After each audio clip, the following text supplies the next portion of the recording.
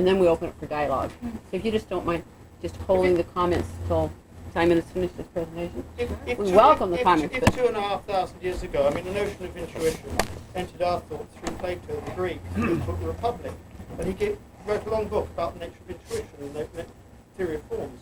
And it was all written in language, which therefore presupposed logic. He gave all sorts of rational and logical arguments why we would have any intuition. He explained exactly what intuition was.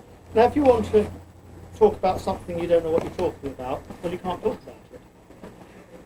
I mean, that of which we cannot speak, we must pass over in silence.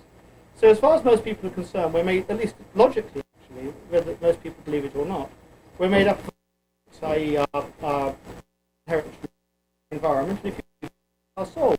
And if that's what we are, then we didn't choose our genetics, because we didn't choose our parents, we didn't choose our early environment, and we certainly didn't choose our soul, even if we are, in fact, particularly if we are our soul, we didn't choose our soul, because you as soul would have to pre-exist your choice of soul to do that. If you are your soul, then you can't choose your soul, because the precondition of your existing is that you're already ensouled. Now, the point I want to make is that technology not only now, of course, offers the possibility of genetic engineering, by which we can influence the genes of an individual, but most particularly it influences, in fact determines our entire environment. For example, it determines where we live, what we eat and breathe, how and where we interact, who we meet, and what we do, all of which are absolutely central to determining the sorts of people we are. And what I therefore want to argue is that the values, attitudes and beliefs that we develop, which we develop either if you believe in genetics as a result of some genetic predisposition, or if you believe it's environmental as a result of an environment, or if you believe it's in question of a soul, in terms of a soul, all are pre-given to us, and that technology plays a large part in at least two of those three, and therefore determines, if insofar as we're not predetermined, determines everything else about us, our values, our attitudes and our beliefs, and the choices that follow from that. So are you saying that because it plays a large part, it I'm saying it plays both a large part and it determines. I'll explain why they're in a not minute. exactly the same? No, I know they're not, but I'm going to say that they're going to say both. That's why I'm going to say both. So, for example, technology determines where we live. I guess a century ago there were, 120 people living in Florida? And I guess in 1972 masses of people started to come down to Florida. And the reason that happened mainly was because of the advent of air conditioning. The air conditioning revolution changed people where a large number of people lived. It wasn't impossible to live here before, but large numbers of people who previously didn't moved in since then. And certainly if people who moved in before, they moved in mainly because of the agriculture that made it possible to support the people here, which was again a form of technology, and so on and so forth. What we breathe is clearly determined by technology. If we lived in a hunter-gatherer society, we'd eat, whatever was running around, or whatever we could catch in the rivers. And yet what we eat, most of us, is not only produced by agribiz, by high-tech farming methods, which make it possible to grow things that otherwise couldn't be grown, with the use of shade houses, with the use of greenhouses, and with the use of synthetic nitrates and so on, even allows the sand and pretty poor soil to produce food. But also, obviously, transportation makes it possible for us to eat things from other continents or from other parts of the country that are sent here by refrigerated truck or van that aren't produced locally. Most people, in other words, their diet's pretty much restricted to what they could find locally if they were hunter-gatherers, or what they could grow locally. And now probably 95% of what we eat is grown elsewhere. For example, $40 billion worth of food every year is shipped up from South and Central America for people in North America to eat. That didn't happen before is operating down in those countries turned what previously was very limited production into very high production. And what we breathe, the quality of our environment, clearly the nitrous oxides and the carbon dioxides and so on. And of course also the other things that we eat, the additives, the food additives and so on. By it's worth noting that 1 in every 5 people dies from cancer in advanced industrial countries. 1 in every 4 people gets cancer in advanced industrial countries. 1 in 5 dies from it. In unindustrialized countries, even taking the same age structure, doing a doing a control group with the same age structure, you can get it down to about 1 in 30. And we find that around towns and cities, the cancer rates are higher, and that in semi-industrialized societies, the cancer rates are 1 in 10 or 1 in 15. Basically, the more industrialized you become, currently, the more cancers, the centres of cities, and so on. So actually, the number of people that die is also influenced by technology, as indeed medical technology determines who lives. There are many people who wouldn't be alive today if it weren't for, whatever blood thinning technology they use, or whatever heart and lung machines, or whatever pacemakers, and so on. How and where we interact and who we interact with is clearly influenced by technology. Up until comparatively recently, people really didn't interact very much after nightfall, because there wasn't much light, and there weren't big public gatherings and so forth. The fact that you can have a crowd that can come along to see a spectacle and hundreds of thousands of people can play a part in that, for example, a big concert, or the fact that millions of people can watch the same programming and receive the same programming in their houses and so on, is clearly influenced by technology. And if people think about and comment upon and are influenced by what they observe, then those who control that programming are programming the people that are watching that programming. They're influencing the values, the attitudes, the beliefs, the outlooks, and so on of those people. In fact, also who we meet is influenced by our technology. I guess probably a couple of centuries ago, you wouldn't have expected to find many English people in America, nor many Americans in Europe. But over the last 200 years, particularly over the last 25 years, it's been increasingly common. There's been cultural exchange between people. And in fact, because of the requirements of technological society, more and more people are moving around. In the old days, for example, where there were a limited number of skills, a limited number of jobs that were required doing, and that local people could train to do most of them, there wasn't much division of labour or specialisation.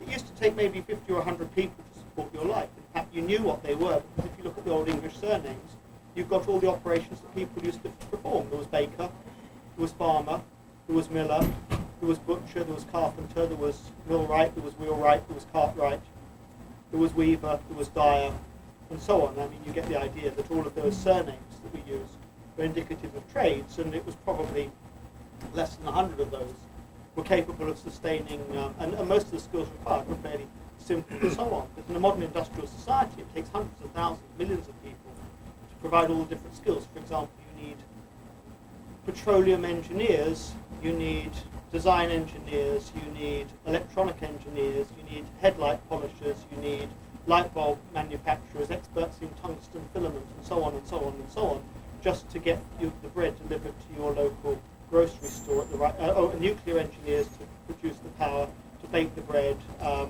You need the chemical industry to dye and bleach the bread and to add whatever it is that they add to the bread. You need hydraulic technology to make those machines that fill it full of air, because now they don't, of course, wait for it to rise with the old manner, but they simply blow air through it and so on. You need all of that, and all of the people that work on those, all of the engineers and all of the technicians, just to get you a loaf of bread, whereas before you needed, I guess, farmer, miller and baker.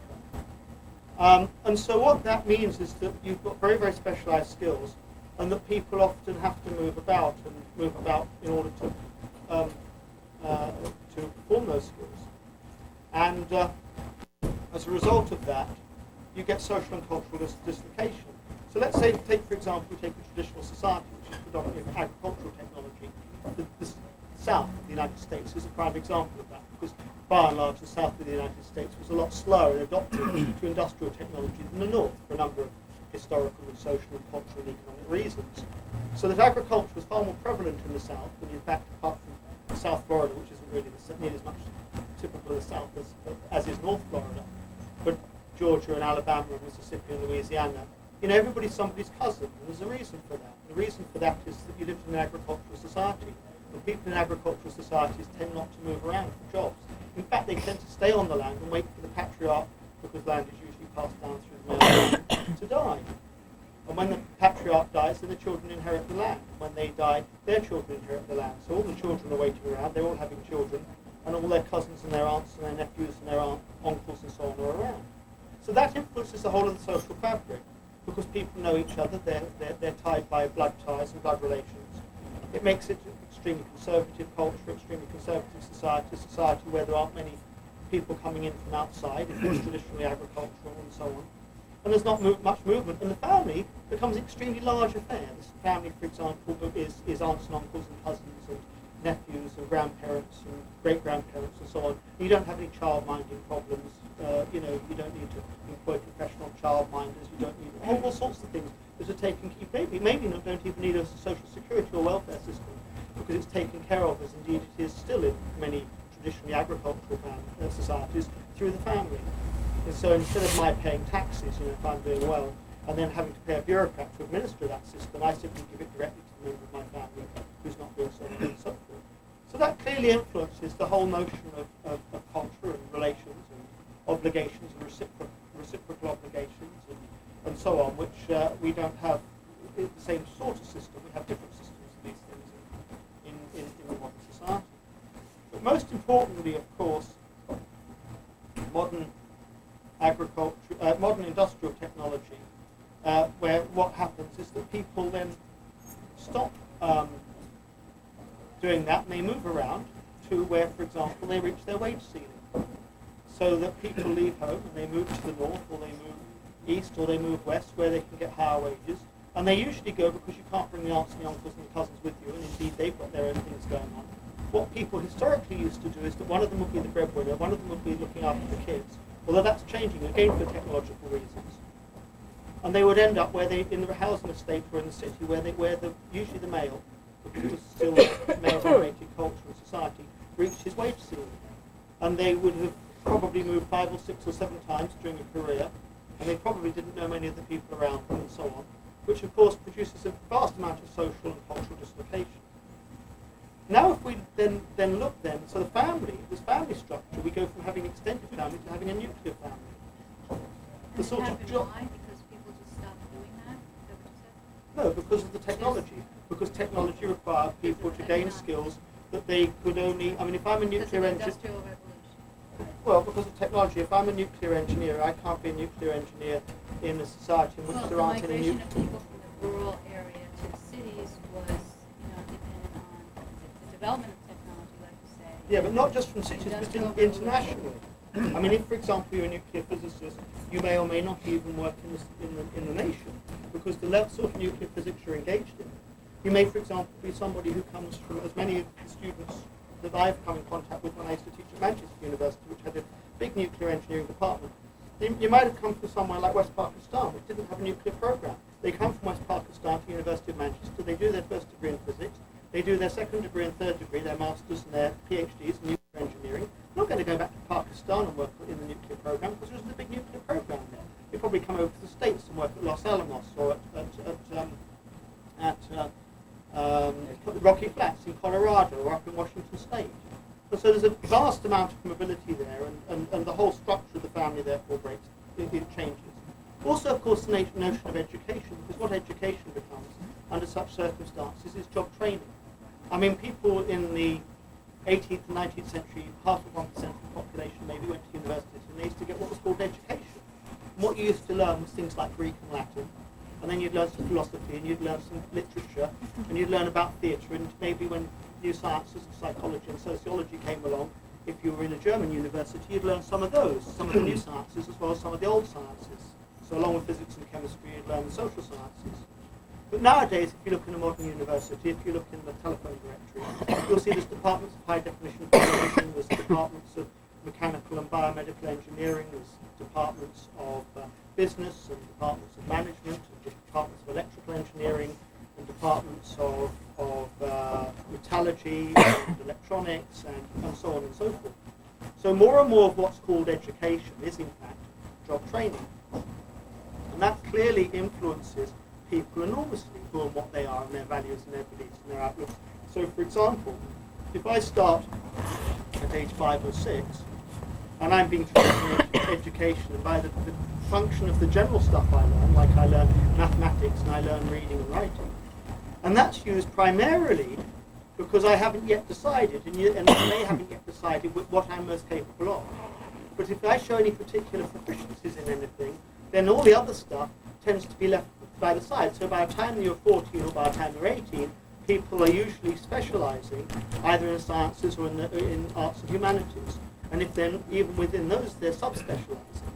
So what people's view of the world and their level of education and their level of ability becomes more and more narrowly defined. So they in fact become, in a sense, then become more and more able at less and less, which is what, of course, a math society with high degree of division of labour and specialisation requires. So the result is that people are therefore less and less capable of having a general overview. They're less and less well educated. In fact, the result is that what they tend to do is they tend to learn a series of fairly narrow, fairly rigidly defined, and fairly specialised skills. Now, if you think prostitution of the body is kind of a shame, or even some people believe it's immoral, because of what it might do to the person, because it might make the person really rather one-sided, think about what prostitution of the mind would be like. That here you've got a mind that's capable of all kinds of sorts of things.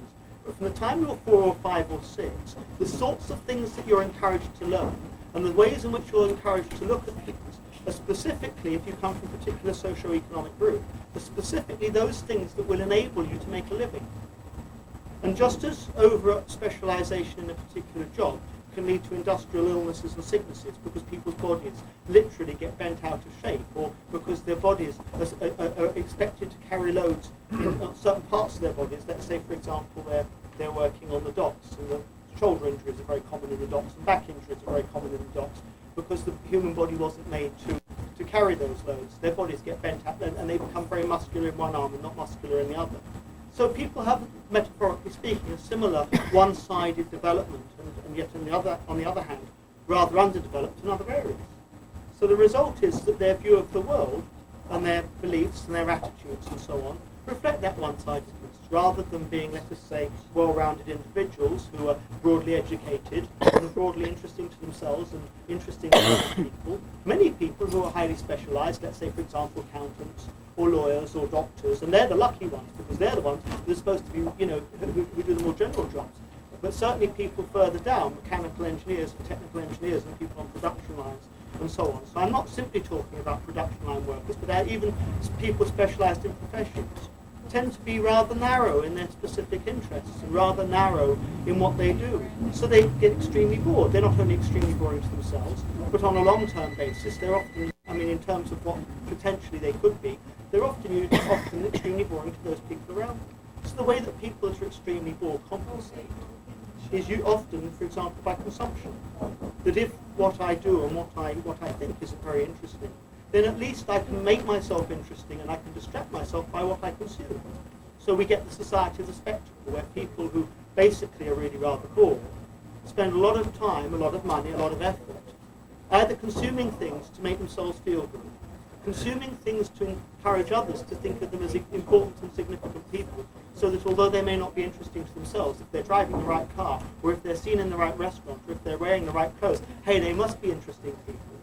In other words, people take material consumption as a way of attracting and interacting with other people, and as advertising who they are. It's not what's going on inside their minds, but it's what's going on outside in their bodies. We live in a material society in which people get their notion of themselves. And of course that's very important. If you ask these people, for example, or even if they won't admit to it, the way in which they judge themselves and others, most of us tend to judge ourselves and others in terms of whatever it is that we're good at.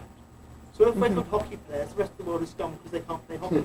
If we're bright people, the rest of the world is scum because they're not intellectuals and they're stupid.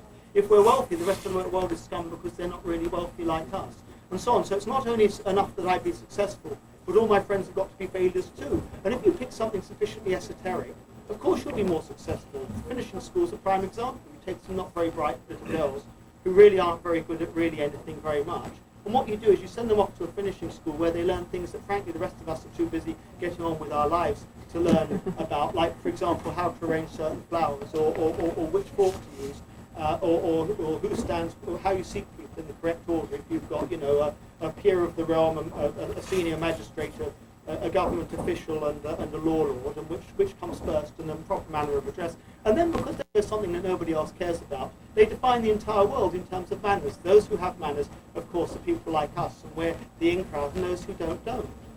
So what people do is their assessment of others and their assessment of themselves and their presentation of themselves and their view of others is intrinsically bound up with, if not what they know, at least in a modern industrial technological society, what they consume. As Marx said, that modern industrial society not only provides the good for the need, but the need for the good. It produces not only the material goods that people need, but actually because people are engaged in this repetitive, dull, unfulfilling work, they often consume as an alternative to a fulfilling life, material consumption. They often acquire material acquisitions in order to make themselves feel good and others feel that they're interesting as an alternative to really feeling good and really being interesting. And therefore, we then find ourselves back in the cycle where we produce more in order to allay the anxieties, frustrations, fears, and aggravations that the process of production that we're engaged in the first phase brought about. So then, of course, we're back in the same position and we produce more and we're back in the cycle. In fact, people's identities are enormously tied up with what they do. When you meet people, people will say, almost the first thing they'll say is they'll tell you what they do. At least in the middle classes they will. Because the presumption is that at least in the middle classes, what you do is somehow linked to what you really want to do or what you really want to be. Although I don't really see that around the world. If people really do want to do that and really do want to be that, they seem to have been sold short very early in their lives. I mean, is becoming a successful loan officer in a bank really an adequate response to one's one and only life? Or is becoming a millionaire accountant really a successful response to one and only life? So frankly, it seems to me when people tell me, they just built $1 million house and they just paid $200,000 for a car, I say, I do feel sorry for you. Mm-hmm. And they look and they think this is very odd, but I mean, it seems to me that somebody who feels so insecure and so weak and their sense of themselves is so problematic that the only significance and meaning they can have is through what they consume is not only a very insecure person, but clearly a very unhappy person who's not really, in any meaningful sense, self-actualized.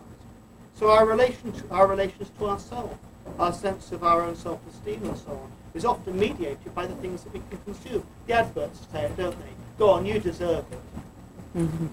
Oh, go on, you deserve it. Show what a deserving and worthwhile person you are by consuming this, and so on and so forth. And of course, the way we relate to others is mediated by the jobs we do, and that's why people bring that up in their conversations so often. It's their assertion of status, so if it's not the job, the upper classes, it's usually what they've got, the middle classes, it's usually what they do. The working classes know that they're being screwed, and that they're doing really boring, dull jobs, and they wouldn't for a moment suggest that what they were was what they did. How do they come? It's the middle classes So really actually you're saying that the working class, they're never getting screwed, so they wouldn't relate to what they are, what they do. Nearly to such a lot, by and large and on average. I mean, there are and what about exceptions education? to all of these, but how would that well, here's an example. Whereas for the middle classes, education is seen as in a positive way because it's a way in which you move up the social hierarchy and therefore get more important jobs and so on. Because of course people inevitably identify themselves in terms of their jobs, in terms of not only what they do but how much they earn and so on. Their success, right? I mean, it's a combination of the two. Sometimes people will say, well, I want a fulfilling job, but they still want to earn a reasonable amount. There's a certain wage cut they'll take for a fulfilling job, the more enlightened, and the less enlightened just go straight for the money. But are we to understand from what you're saying that the working class, they have less education, they know they're being screwed, so they're not really in the game of gaining more material things, that they're going to be more interesting people? No. What you want to hear about, I was going to tell you first about education. I mean, there are lots of strands to this. In terms of education, for the working class, whereas for the middle class, the education, so-called job training, is an arena of success where I can say, look what I did, I passed this exam, aren't I clever? Predominantly for working class people, at least in a school system which spends less on working class education than on middle class education, and less on middle class education than on upper class education. If it didn't, why do all those people send their children to Benjamin School? If it doesn't make a hoot of difference, and the upper classes, everybody gets a decent education. Of course they don't. We've got kids at FAU, good middle class kids, they can't read and write. University of Florida wants to introduce a writing test. I don't know what they're going to do. If they get the same intake as we do, 3/4 of their students won't even be able to get in, because 3/4 of our students literally can't write when they come to university. We are 49th in the Union, but still the United States' level of education is 14th in the industrialized world.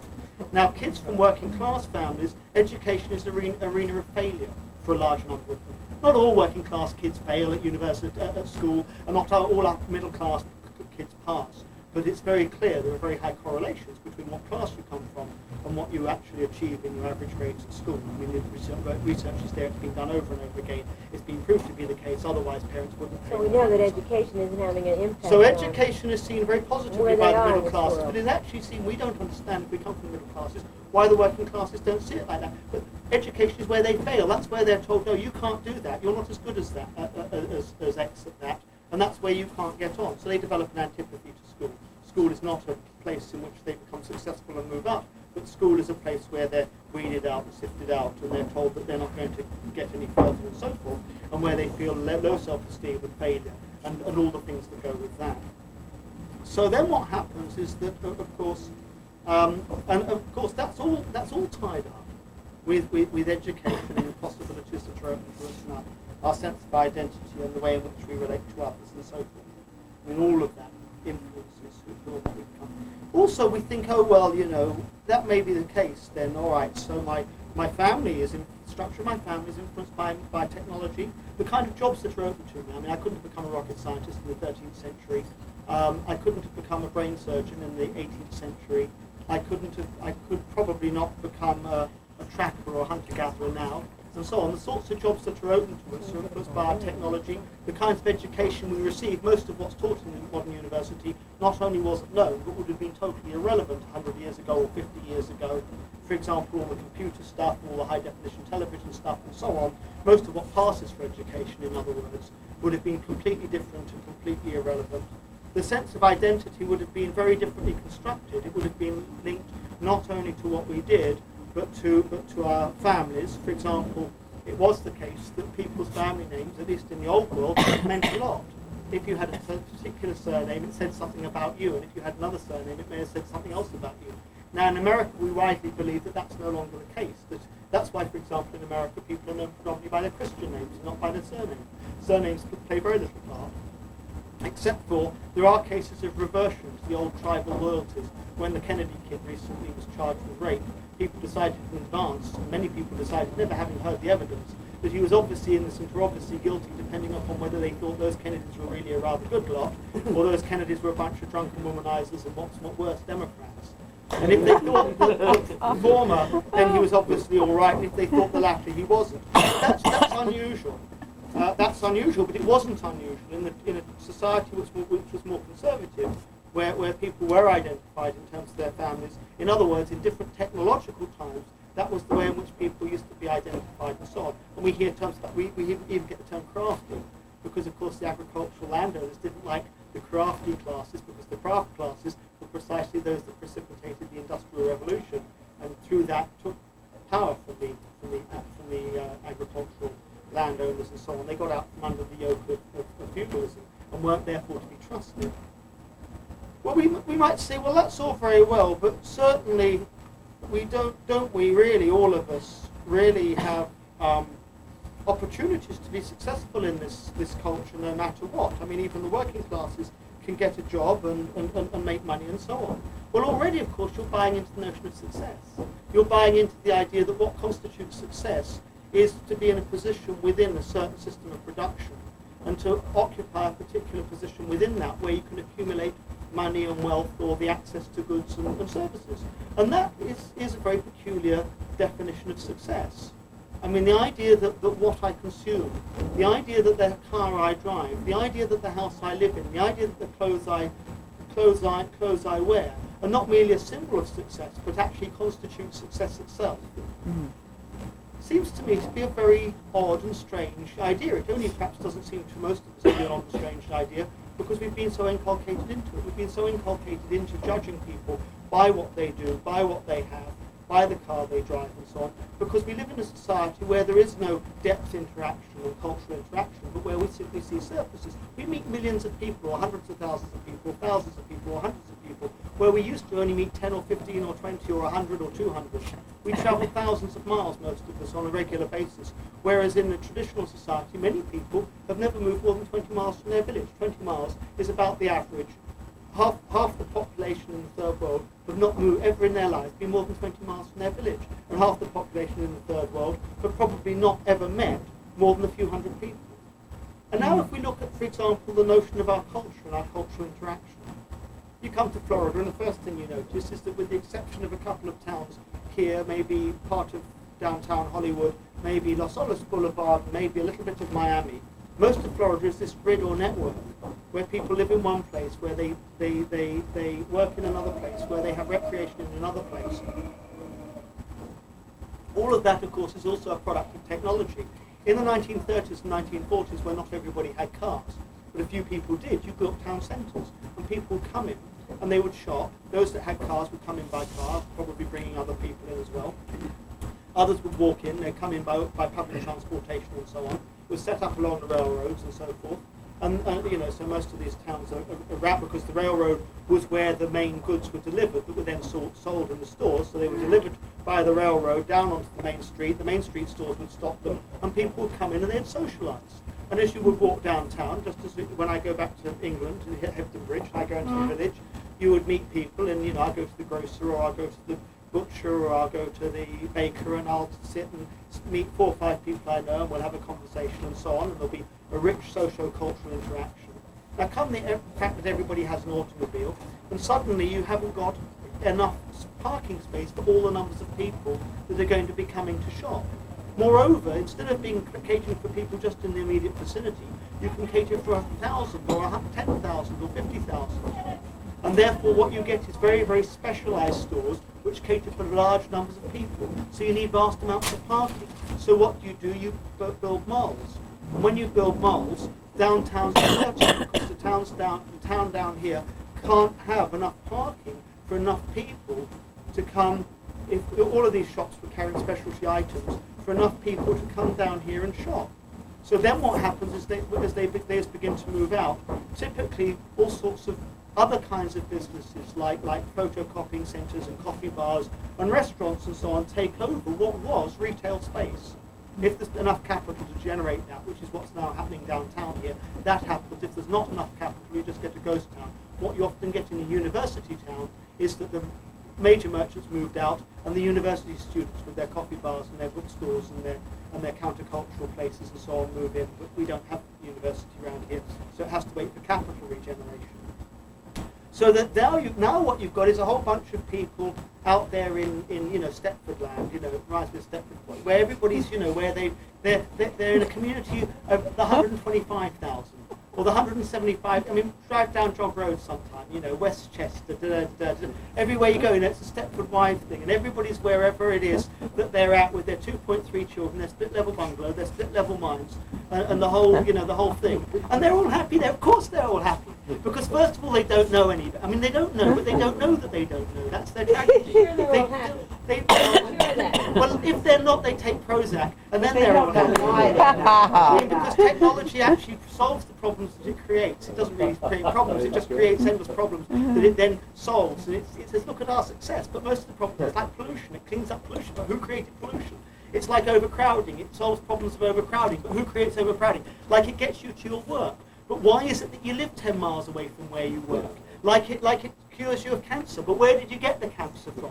And so on. So often technology solves the problems. I'll take questions and comments afterwards. Often technology takes an awful lot of effort solving problems that it itself created. If one person in 30 dies from cancer in non-technological societies, and one person in 5 dies from cancers in industrial societies, then unless technology is curing 4/5 of cancers, which it's certainly not, it's behind in the game. It's creating more problems. So when people say, oh, but isn't it heart disease? People didn't used to get heart disease. They used to chop down trees, But when they stopped chopping down trees and they kept eating all that stuff that they ate when they used to chop down trees, they suddenly found, surprise, surprise, when they were sitting on their John Deere mowers, driving around their estate, or when they weren't even doing that, but they were sitting at their desk, ordering the logging company in there with its automatic machines, they suddenly decided they were getting heart attacks.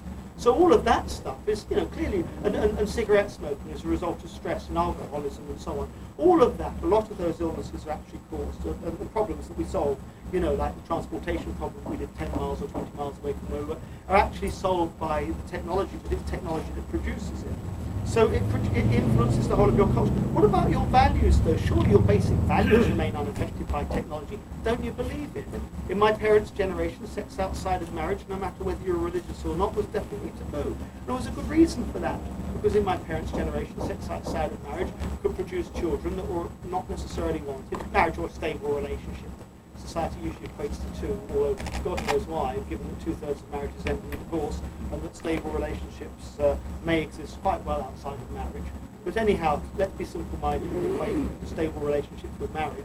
Sex outside of marriage was taboo. Why was sex outside of marriage taboo? Because it would produce unwanted children. Why didn't people want that? Because if somebody wasn't going to take responsibility for the child, that would be very unfortunate for the child. It would also lead to the fragmentation of society. You'd have all these kids running around causing social and economic and cultural problems and so on. And so there was a strong taboo against sex outside of marriage. Now you get to the 60s and you have a technological revolution of pills. So it should, at least theoretically, although a lot of people don't seem to have caught on to this, be possible to have sex outside of marriage without getting pregnant. If that's the case, suddenly a lot of people not only had sex outside of marriage, but my father said, "Oh, but the way you're behaving, my son, is immoral." I said, "No, it's not immoral. It has totally different consequences, and it's no longer immoral. I mean, it can be immoral to have sex inside of marriage. I mean, if the person's unwilling, or if the person, in fact, is particularly immoral inside of marriage, because they're usually unwilling, in my experience. And anyhow, they got a headache.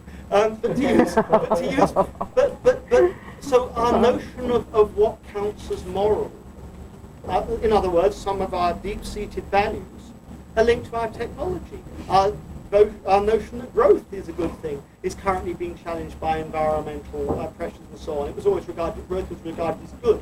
Now growth is regarded a little bit questionably, and so on and so forth. So even many of the values that are fundamental to what we do change with changes in technology. Now what about women's roles and so on? People turn around and they say, "Oh, it's wonderful though, modern technology, it's liberated women. They no longer have to be in the house doing the cooking and washing and cleaning," as if it was only women who could cook, wash and clean in the first place, as if men couldn't cook and wash and clean. The point was, of course, that in earlier days, at least the argument is made, and I don't really buy into this argument, but the argument is made that in earlier days a lot of it was really physically hard work, and that men on average and in general may be stronger than women on average and in general, and that's why they got that division of labour, plus the women had the children. But I mean, it's not at all clear to me, although it may be true that some men are stronger than some women, and though it may be true that women on average and in general may be a little less strong than men on average and in general, I don't think most jobs, even in earlier days, most of the jobs that men did couldn't have been done by women, and so on. So there was a division of, and now people say, "Oh well, it's wonderful because now women, can go out into the workforce and so on." Well, of course, society wants that.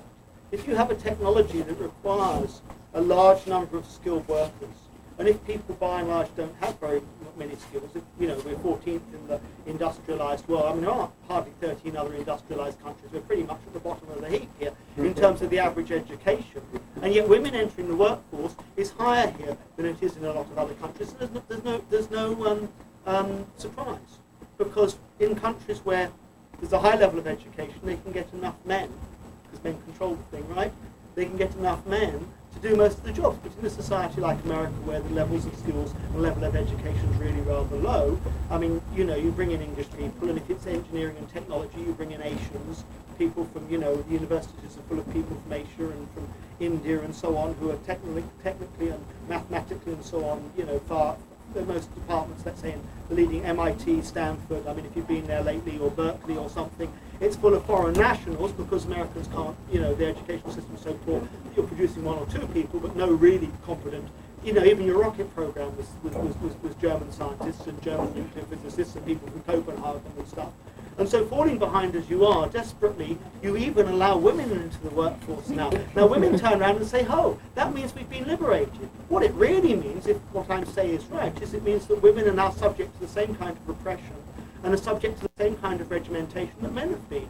Do you really think that women's liberation consists in putting yourself in the same oppressed position that men have been, being oppressed by the technology? Radical feminists would challenge the whole model, paradigm of women's liberation. They would say women's liberation doesn't mean producing a lot of honorary men who become I mean, one thing they require in your job is no sexuality, So you've got to wear those funny clothes and have that funny haircut and pretend that you're a clone and that you don't have any sexual feelings about anything. And you've got to walk around in the striped suit. Now women do it. They have the real short hair and the steel glasses and so on, and they look like men. And if they look enough like men and they become de-eroticized and de-libidinal enough, then they'll let them do a job. You really call that liberation? You really call that technology really helping you to become a self-fulfilled, self-actualized person? I certainly don't. Simon, but you're making some distinction between radical feminism and mainstream. Yeah, mainstream feminism is being duped by the view that what constitutes women's liberation is women aspiring to the positions that men have held. Radical feminism says, look, men are exploited. Why would women want to be exploited as well? Why don't we challenge that whole paradigm, that whole technological paradigm, that whole way of doing things? Okay, so also let's look in terms of women being sent double messages. I mean, a lot of people, on the conservative right, are committed to two things: family values and industrial progress. Don't they see it as a contradiction there? Don't they see it, if they're going to have industrial progress, you've got to suck more people into the technological system, and if you do, then there won't be as many people at home to look after the families, there won't be as much structure there. They can't have both, but they want both. They're driven on the one hand by a radical conservatism, which is the old right, which is family values, and on the other hand by a radical monetary, financial imperialism, which is the new right, which is financial economic growth. So women then find themselves with a double message. On the one hand, if they stay home and look after the children, well, they really weren't up to a career, and they're really not terribly successful career women, poor dears, but the family is important. But on the other hand, if they go to work and they make a good career, well, what's happened to the children? And why have we got so much violence? And why are kids running rampant? And why Because of technology. And so on. So women are caught in this value trap. Now the question then comes: who controls technology? Who controls all that? Well, certainly not the people who work on the production line in the dull, boring jobs, because otherwise they might say that production wasn't the major thing, but that skill enhancement and life fulfillment and so on was more important. They wouldn't run the system at breakneck speed. They wouldn't require such narrow training and so on. Is it the capitalists that control the technology? Well, the answer is yes and no. Because you could then just do a Marxist reading and say, oh, it's all a nasty capitalist plot. And the capitalists control the technology, and the technology controls you, and so voila, you're all really victims of capitalism, and all this is to say that there's the people there making... But no, think of traditional society. Who controlled traditional society? In the early societies, the slave owners controlled traditional society, i.e. the people that were militaristic. Now you move on from slave society to feudal society. The landowners controlled society. They had barons, and they had earls, and they had knights, and they had kings, and the kings were in charge of the landowners. I mean, it was a protection racket, right? This was my turf, I own this land, and we control it, and the king sorts out the disputes and so on, and we just collect taxes from the peasantry, just like the mafia collect taxes. And the peasantry didn't see that this land was owned by the kings, but the kings just sent the armies out and killed or raped or pillaged anyone who didn't pay their taxes. And that was how, and then they used to fight between themselves. And so just like the mafia, they got together at the Appalachian Conference. They all got together and signed the Magna Carta because it was bad for business. And the deal was that if one turf war, as it was called, one dispute between one baron and another baron broke out, then the king would determine that everybody else would have to send a certain number of soldiers to sort it out. In other words, they started originally to protect people against rape and plunder and pillage, but in the end, instead of protecting the people, they just took over the land. They took over the land because they had the army, because they had the technology, because they had... Lynn White says because they had the stirrup. What produced feudal society, says Lynn White, is the stirrup. Why the stirrup? Because one person by themselves fighting another person by themselves stands a roughly equal chance of getting killed. A person on horseback has an enormous advantage. The trouble is that if you're on horseback and you've got a sword, or if you're on horseback and you've got a lance, and you hit somebody on horseback, if any of you have ever ridden and you have no stirrups, you go back over the back of the horse, backward somersault, because of Newton's laws, the second law of motion. Every action has an equal and opposite reaction. Introduce a piece of technology called a stirrup, and you can chop somebody's head off, or you can put a lance through somebody, and instead of going back over the stirrup, stops you doing it. What that then did is it gave mounted cavalry, or people on horseback, a fantastic advantage over those that didn't. Therefore, those people with organised armies, where they trained in combat, were able with 10 people to control 100, or with 100 to control 1,000, like in the game of chess, where the knight and so on has a lot of power. The bishop does it by intrigue, the knight does it by naked power, and the knight's worth a lot of pawns. So what you get there is a technological advantage which allows you to control vast amounts of land. You pay the people a rent, you pay the military classes a certain amount of money. It was ever thus. The military or the police classes to control the institution of private property. You say you own it by some, you just simply say you own it. End of story. And everybody else then ends up working for you and so on. Now, that works fine until what happens? A change in technology, the Industrial Revolution. Come the Industrial Revolution, the people that run society are no longer the older aristocrats. I mean, if you read Jane Austen novels, if you read 17th, 18th, 19th century British novels, what you see is a very interesting social, Middlemarch or something. You see a very interesting, or if you, D.H. Lawrence, Sons and Lovers and so on, you see a very interesting progression between, on the one hand, power leaving the landowners and power being assumed by the new mercantile and industrial classes. So just as before, your political leaders, in the early society, your political leaders were those that were fleet of foot and those that were sharp of eye, the hunter-gatherers, the braves and the war council and the good spear throwers. In an agricultural society, the political power rested with those that owned land, who could be very, very old, but as long as they owned land, they had political power.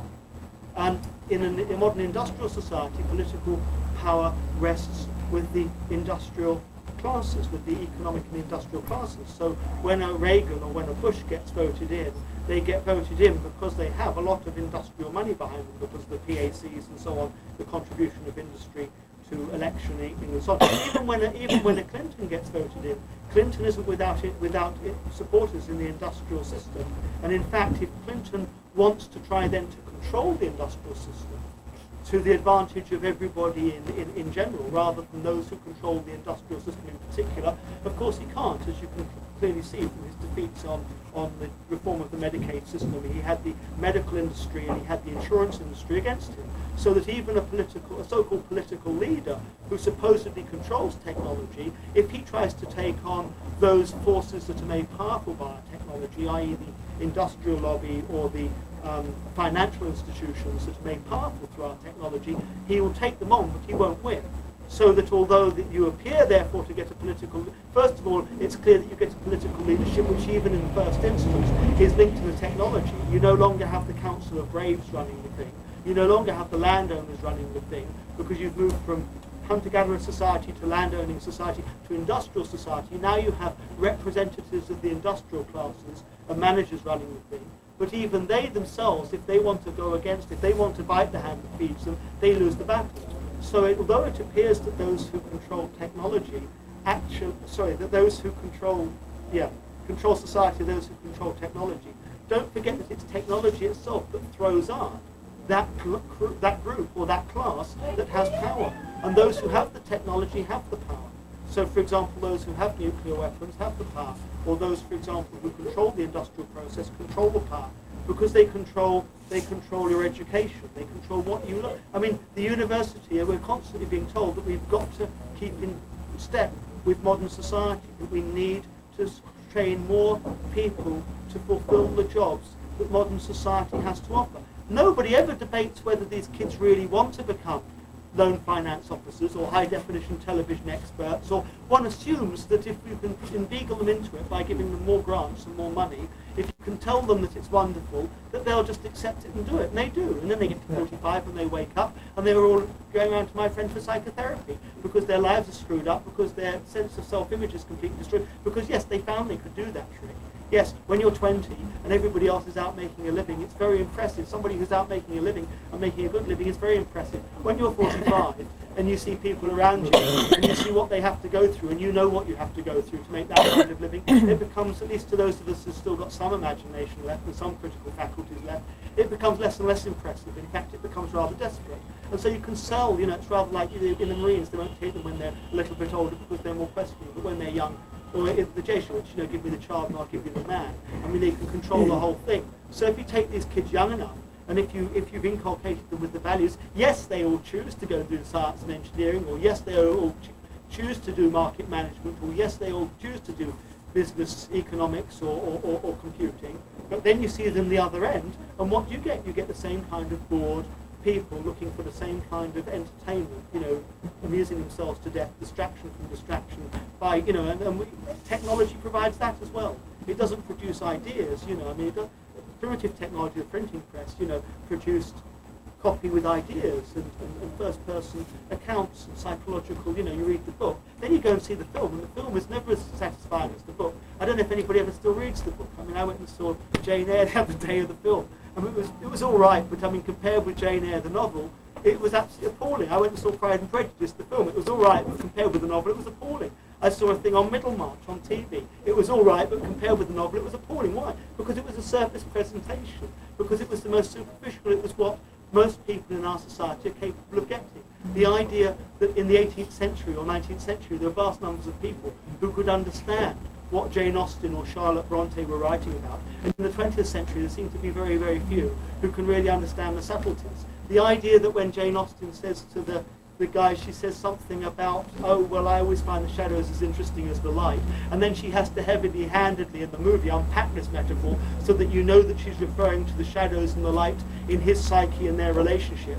Whereas in the Jane Austen novel, she doesn't have to unpack it. She just simply passes over it because everybody knows how to read metaphor. The idea that we used to have an educated public and now what we've got is a group of technically competent barbarians who you have the hammer on top of their head for them to understand. No wonder they're bored. No wonder they want to consume more. No wonder they want to eat more. No wonder they want to create more pollution. No wonder they see that using more and more of the world's scarce resources at an ever-increasing pace, creating more irreversible pollution, and using up more and more of the world's scarce resources is actually seen by them as a mark of success. I mean, you know, ups down and downs up to that group. They don't know which way is up, so why would we be surprised? So what we really have then is we have a society in which technology has turned our values on its head. It's dummied us down. It's made us insensitive. It's made us, as compared, perhaps not as compared with what we were, but as compared with what we could be. I mean, certainly more people get an education, i.e. job training, than ever before, but the education isn't what it used to be. It's made us less critical. It's made us less aware. It's made us more dependent on resources. It's made us competitive because in technology you're constantly competing with others rather than cooperating and so on. It's made us so that I suggest is it's destroyed the structure and the values and so on. So people at the top, for example, who have everything already. Well, they're not happy, and they don't quite know why they're not happy, so they drink a lot, and they do whatever else they do for amusement, they travel a lot, maybe they do a lot of drugs, some of them, they endlessly distract themselves, because they've got everything that they needed anyhow, and they got there, and it wasn't terribly interesting. It wasn't, because they were told that the possession was what it was about. It wasn't the process. It wasn't the process that was fulfilling, but if you can get to the goal quickly, and more successfully, and more rapidly, then you're more successful. So if you inherit it, even better. And they don't look terribly happy. And the people at the very bottom are certainly not happy because no matter what they do, they have so little skills. And you've heard about the increased bifurcation, the increased polarization in our society, because the skills that people need in order to make a living are becoming more complex to master, leaving more and more people out at the bottom. So on the one hand, you get a whole group of people who feel no satisfaction with what they've got because it's just being given to them without any effort. On the other hand, you've got a group of people at the bottom that no matter how much effort they make, it appears in relative terms they'll never make it. I mean, the minimum wage, $160 a week, and they're thinking of raising it to $200. My goodness me, there's luxury for you. No matter how much they do, they're never going to get it. And people in the middle, however, sort of think they're doing all right, and they're only a part of the society because they can see a goal that they can grasp, and if they work hard at it, they can achieve it, and if they don't, they don't. And human beings like that. Human beings like goals where their reach exceeds their grasp, and if they try, they can get it. But the problem with that is that, first of all, most of the things that most of us really need for every day, like food, clothing, and housing, are so easy to get, but we get no satisfaction out of having got them. It's very easy to get it. You know, you can do a mind-numbing job standing in a store for 8 hours a day, 5 days a week, and you can get that. Or you could do a mind-numbing job as a loan officer in a bank, or you could do a mind-numbing job processing, bills for General Electric, or you could do a mind-numbing job working on a telephone exchange for 8 hours a day and get that, and you don't feel any great satisfaction at having got that. I mean, that's kind of, it was there, whereas people used to have to struggle a bit for that, and it was satisfying to get. On the other hand, the major issues that confront us, pollution, world starvation, resource depletion, violence, crime and so on, are so complex that we can't solve them, and therefore you feel frustration. So on the one hand, there's no self-esteem of what you actually can achieve. And there's a sense of frustration and lack of fulfillment at all the major issues in the world, which because of a modern high-tech industrial society, you can have no impact on. It's not like you live in the village and you can actually contribute on a village level to these problems, because the cultural pressures, what goes on outside the home, what goes on in the media, what goes on outside of your control is beyond your control. And so there's a sense of frustration. So people have no self-esteem from even in the middle classes, from getting what they do get. And they have a sense of frustration that the things that are really important they can't get, they don't even bother about it. They just turn themselves off. So there's no sense here of citizenship and participation. What we have is the society of the consumer, and we have the society of the spectacle. When we all watch the same TV program, and we never come along and talk. If we ever talk, it's about the common programming that we've had. There's never spontaneous generation of ideas from us. I mean, are you kidding? Most of us aren't capable of it anymore. You go to a bar where people arrange to meet so that they can exchange ideas and find out who each other are. And what have you got? You've got a jukebox playing, and you've got two TVs showing different things. And the people on the TV is always prettier because the image is always sharper, the image is always brighter, the image is always bigger, the image is always more compelling than the reality. And you look at the person you're sitting next to, and they don't look nearly as beautiful or as interesting. They don't look as interesting or beautiful because maybe not all of their persona is displayed on the surface, but we're so hooked into the technology that we only see the surface, we don't read the depth. And if we do turn to the person next to us whilst we've all been watching the same show, what do? We turn to talk about the show. And at that stage the band breaks in, because after all the bar's losing money, because this was a bar where people could sit and talk, and there are only 5 people in Palm Beach County who can sit and talk, but anybody can listen to music. So if you put a lot of really loud music on, so nobody can sit and talk and everything, then all these programmed dummies will go there, like you all had this evening, the Society of the Spectacle. 10,000 people could be sitting out there, 5,000 people could be sitting out there. There's no social cultural interaction going on there. There's a lot of parading, there's a lot of flaunting of surfaces, there's a lot of attitude taking, there's a lot of position taking, there's a lot of display. There's nothing really. I mean, those of us who've been in a society with culture, we know what it's like. Those of you who not only don't know, but you don't know that you don't know. So take it from those of us who know. That's not society. That's the spectacle out there. That's got nothing to do with culture. That's got to do with show. That's got to do with entertainment. That's got to do with getting rid of boredom. That's not got to do with interest and significance and value and so on. And all of that is technologically generated. Thank you. Oh, man.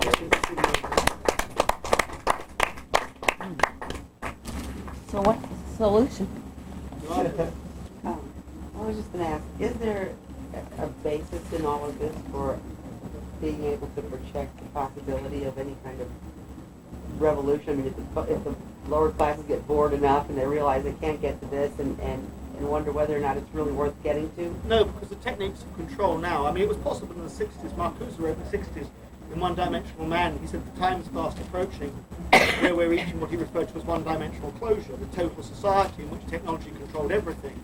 He said the only people now, of course, that still could stand up against that would be students, because they're not yet fully bought into the system, plus they're a little, at least some of the education. See, the university education I got was a university education in the 60s that was actually designed for the elite. They hadn't yet called it that they were supposed to be giving us job training. So when I went to university, we did literature, we did philosophy, we learned to think, we learned to reflect, we had discussions, we had tutorials, we had one-on-one tutorials with our tutors, we had seminars. This was undergraduates, 18 years old. We got an education, but this was in 1967 through to 71, by about 1975 they found out what they were doing wrong, and they changed it all. Because what they were doing wrong was that they were producing this generation, my generation, that questioned, that thought, that reflected. What happened in California? Kids of my generation said, hey, look, this is insanity. Why do we want to do this? Now you don't want that, do you? So what do? I mean, what did the education system teach most of you? I mean, I'm sure that what schools taught me, I mean, what I see being taught in schools are 3 very important lessons. One, it teaches you how to be on time. You've got to be on time. 2, it teaches you how to do what you're told, because the person in charge is in authority, i.e. has power, rather than because they're an authority. Some of them know a thing or two, although I've looked at a lot of the teachers that we graduate from FAU, can't string a sentence together. I mean, I've got filing cabinets full of papers by 4th year graduating teachers who can't write a sentence, but neither can the rest of the community and society, so why would I be surprised? But but you're taught, and so some of the teachers do know a thing or two, but they're an exception. They're there and they tell you what to do, and you've got to learn that because most people in industry don't know much, but they've got a position of power. They're in authority rather than an authority. The idea that you listen to people because they've got something to say would be really a breakthrough, but you've got to teach people to listen to people who really don't know anything anyhow, because then they'll just follow the rules. So that's the second thing it teaches you. 1, to be on time. 2, to do what you're told because those who are telling you to do it have power. And 3, most important of all in an industrial society, how to suffer excruciating boredom for about 6 or 7 hours a day. Most of us learn that in school? I certainly did. Everybody I ever talked to did. What was my one lesson? If it was broke, they'd fix it. Of course, they'll say a lot about wanting to raise standards. They'll say a lot about wanting to make kids think and stuff. But if you actually, in the university, if you actually say to them, but what about, for example, instituting a writing test, like the University of Florida has to make sure that all our students can write? Oh no, they say, but you don't understand. The nature of this sort of public institution is that all those taxpayers out there want their children to be above average, and so we've got to have them all come in.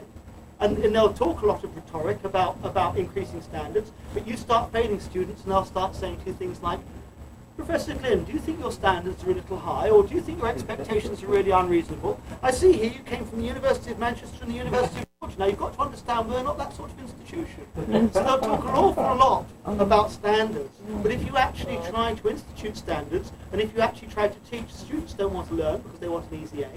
The faculty don't want to support you because they don't want to rock the boat. And the administration want to get rid of you because they want as many students as they can to get in there, and there's only a certain number of them. So if you'll take, vague vertebrates and some of the higher mollusks as well, then you can fill the seats.